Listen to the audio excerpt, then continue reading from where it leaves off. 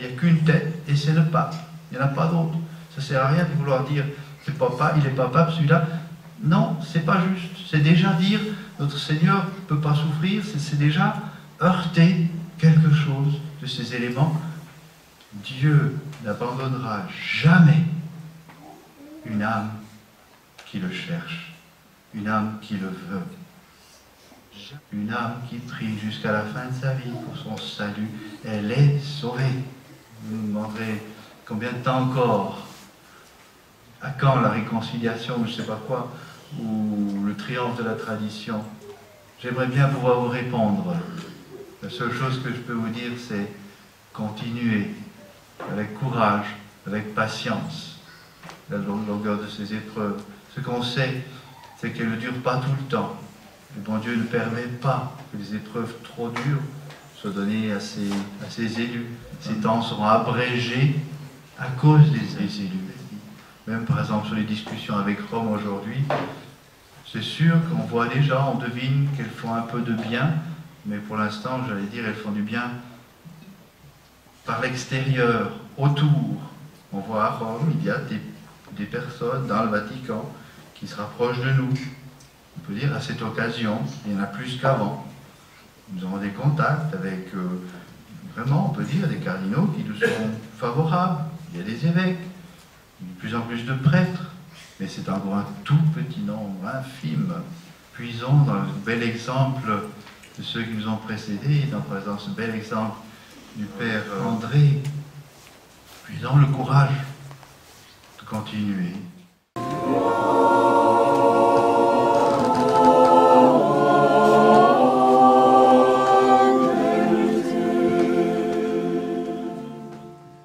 Le Père André était fondateur de toute la tradition en Anjou. En 71, le Père André était missionnaire des Pères du Saint-Esprit, et en 71, il quitte l'Argentine pour revenir en France, donc chez lui, en Anjou, pour garder la messe, par le conseil de Monseigneur Lefebvre.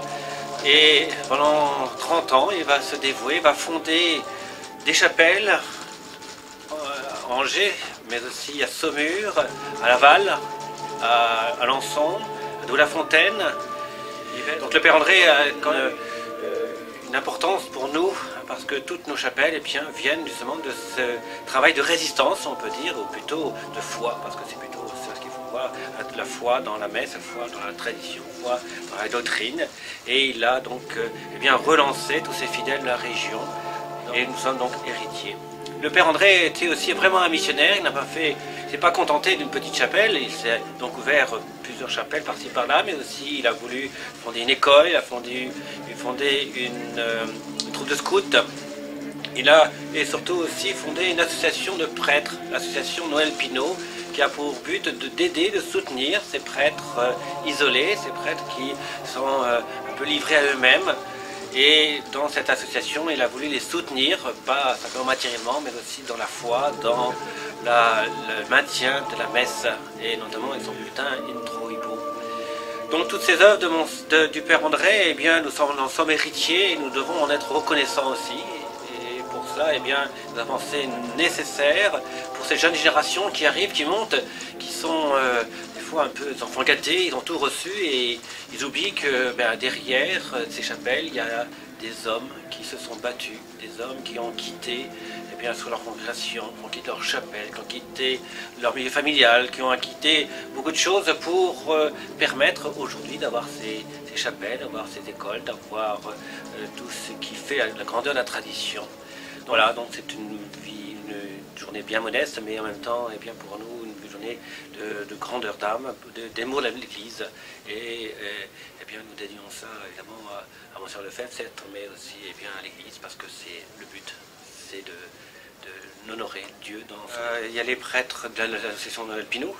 Donc tous ces prêtres qui justement ne sont pas dans la fraternité, sont à mi-chemin peut-être, qui essayent de se battre dans leur coin pour garder cette messe, et donc sont soutenus par cette association Noël Pinault. Donc ces prêtres sont venus parce qu'ils sont redevables d'une certaine façon de cette association Noël Pinault qui les maintient, qui fait un lien aussi parce que évidemment dans un combat il y a toujours ce problème de l'isolement.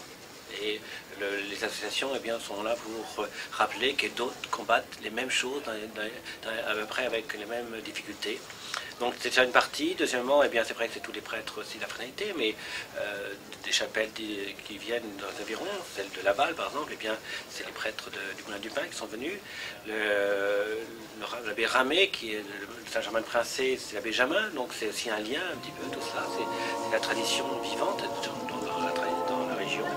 Et puis Père Dominica. Mais s'ils sont là, c'est que le Père André aussi les a aidés.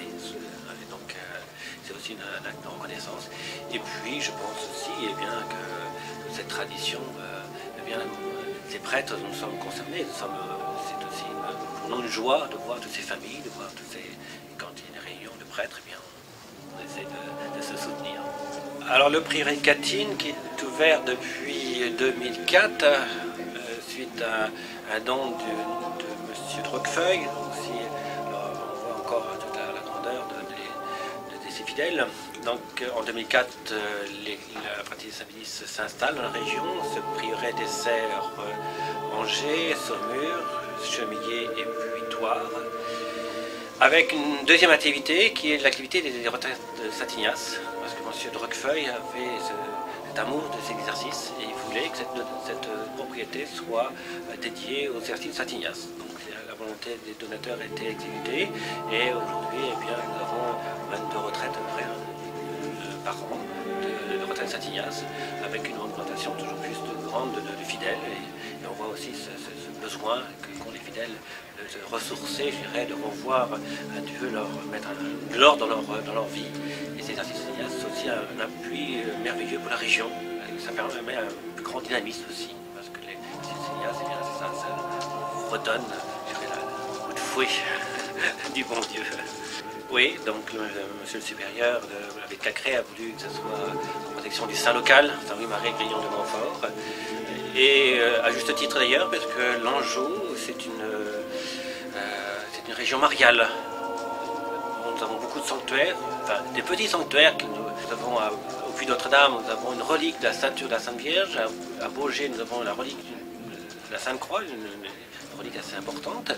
Et puis beaucoup de petits monastères, enfin de petits lieux plutôt de sanctuaires comme le Marié, le Béba, Notre-Dame-des-Gardes. Donc une région très mariale. Et tout ça dû peut-être aussi à Saint-Maurice. On en parlait tout à l'heure, Saint-Maurice qui a eu la révélation et aussi qui a développé le culte de la nativité de la très Sainte Vierge Marie, qu'on appelle ici Notre-Dame de l'Anjou.